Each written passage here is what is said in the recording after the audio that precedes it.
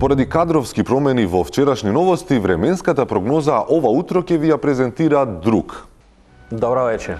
Знам оти не све научени да ме гледате во оваква улога, ама работите треба да се кажат како што се. Значи, времето во Македонија и во наредниот период ќе остане нестабилно, што си повлек вид зголемена шанса за паѓање како на сама на влада, така и на лидерите на партиите.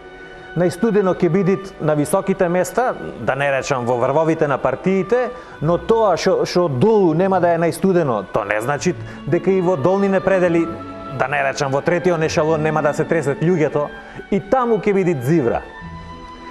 Денот во овој период од годината е краток, сонцето рано зајдвит, а нема потреба да се формират влада во сенка. Можни се предвремени, како ги викаат овие местимични судари на студена маса од планинскине клима од Чарпланина, што е со малу потопла клима од континентална определба, како што си линденска, така и бихачка. Поголема нестабилност со материјални штети може да се случи само ако севернава маса се судри со топливе ветришта од југ, при што Гевгелија може да удри и оној ураганон што е Катрина. Биометеото неповолно, зашто реформите во здравството се замрзнати и за нов клинички центар ќе се чекат малу поповолна клима. Препораки. Граѓаните да не мислят дека пролетта идет и да се опуштат. Нема опуштање. Работата со кризата оваа зима не е завршена.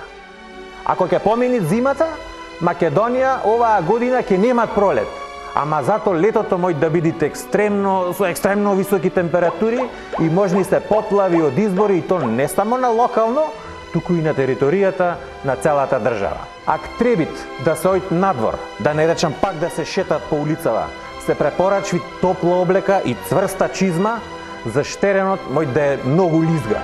Тоа беше све за вечерва, ви благодарам и со други вистини ќе се гледаме понатаму.